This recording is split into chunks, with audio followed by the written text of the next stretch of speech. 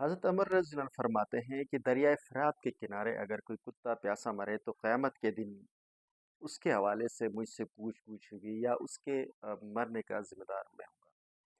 پاکستان 1947 کو معرض وجود میں آئے اور پاکستان بنانے کے پیچھے جو سلوگن تھا یا نعرہ تھا وہ اسلامی فلاحی ریاست بنانے کا تھا۔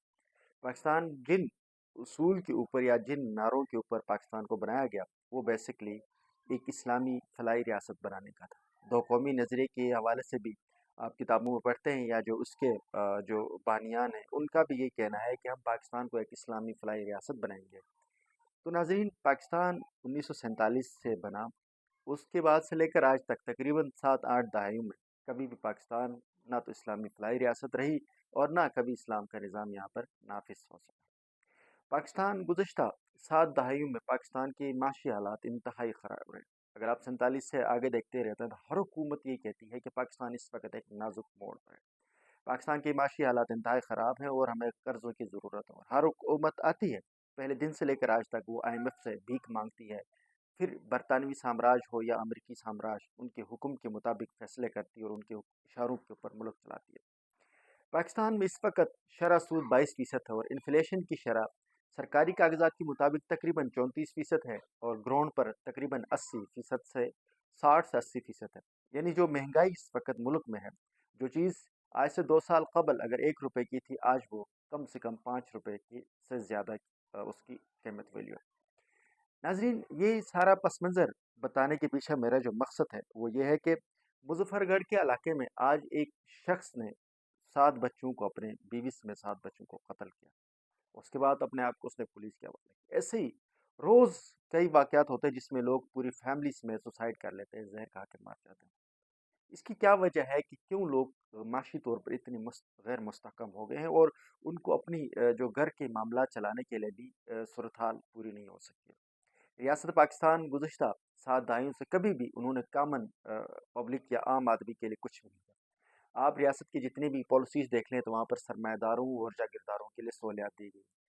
مراعات یافتہ طبقے کو مزید مراعات دیے جاتے ہیں۔ اگر آپ غریب ہو تو آپ کسی بینک میں جاتے تو وہ آپ کو لون نہیں دیتے۔ اگر آپ سرمایہ دار ہو، جاگیردار ہو، تو آپ کسی بینک میں چلے جائیں تو آپ کو آسانی سے لون دیں گے۔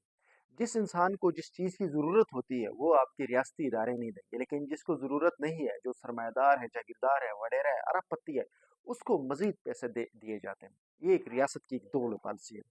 اسلام کے نام پر بننے والے اس ملک میں اس وقت کفر کا نظام نافذ ہے۔ یہ نظام ایسا ہے جس میں غریب لوگوں کے لیے یہ ملک اس وقت ایک جہنم کا منظر پیش کر رہا ہے۔ عام آدمی جس کے پاس کھانے پینے کے لیے کچھ نہیں ہے، اس کی سروائیول کے لیے اس وقت صورتحال ایسے ہے کہ لوگ اپنے بچوں سمیت سب کو قتل کرتے ہیں، اور یہ ایک ریاست کا سب سے بڑا فیلئر ہے۔ جس ملک میں جس کا قاتل معلوم نہ ہو، اس کی جو قاتل ہوتا ہے وہ ریاست ہوتی ہے۔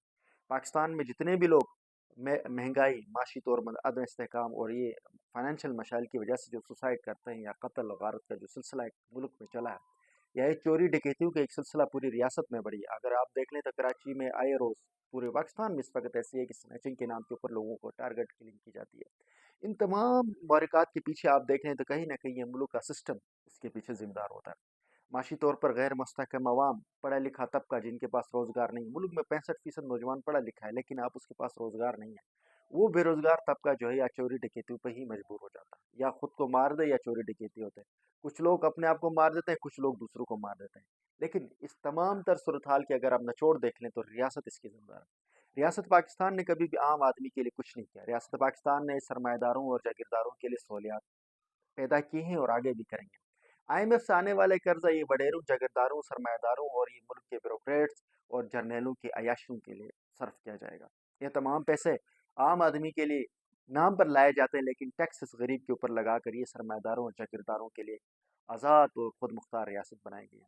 عام آدمی جو پاکستان کا 90% طبقہ ہے وہ اس وقت معاشی طور پر عدم استحکام کا شکار ہے۔ پاکستان میں اس وقت مڈل کلاس ختم ہو گئی ہے۔ جو غریب ہیں وہ بلو پاورٹی ریٹ چلے گئے ہیں۔ لوگوں کا اس وقت پر کیپٹا انکم $1 بھی نہیں ہے۔ ایسے میں ملک میں لوگوں کی جو جتنی بھی مسائل ہیں اس کی ذمہ داری ریاست کو ہوتی ہے۔ اگر ریاست پاکستان اس مسئلوں کے حوالے سے کوئی غور و فکر نہیں کرتے، اس مسئلوں کا حل نہیں نکالتے ان مسائل کا، تو آنے والے وقتوں میں پاکستان کی ریاست کے لیے بہت مشکلات کا سامنا ہوگا۔ پاکستان میں ایک جنگ کا ماحول پیدا ہو جائے گا اور عدم استحکام کا ماحول پیدا ہونے کے بعد मुल्क में कोई भी सेफ नहीं रहेगा। अगर ये चंद सरमाएदार जो अपने आप को सेव करने के लिए बाकी अवाम के ऊपर टैक्स दर टैक्स लगा रहे हैं, उनके ऊपर जुल्म बर्बरियत की इंतहा की जा रही है, रोज़ बिजली महंगी, गैस महंगी, और आपकी जितनी भी खुराक की चीज़ें हैं, पेट्रोल महंगे, तमाम चीज़ें जब वो महंगी करते जाएंगे तो ये आम आदमी एक दिन तंग आएगा। जिस दिन आम आदमी की बर्दाश्त ख़त्म हो जाएगी तो इन लोगों के लिए फिर उस वक्त भागने का, छुपने का मुकाम नहीं होगा। इसलिए रियासत पाकिस्तान की वो अलाकार या वो कारिंदे या वो नुमाइंदे, चाहे वो जुडिशरी में है, पार्लियामान में है, सिविल मिलिट्री ब्यूरोक्रेसी में, उनको चाहिए कि इन मसलों के ऊपर गौर फिक्र कर लें। अगर वो इन मसलों पर गौर फिक्र नहीं करेंगे तो इनके मुस्तकबिल ताबनाक होंगे। आम आदमी की इस वक्त वैसा जीना महाल हो गया है। एक आम आदमी जिसके खाने पीने के लिए पैसे नहीं है, खुराक नहीं है, तो वो इनको भी जीना नहीं देगा।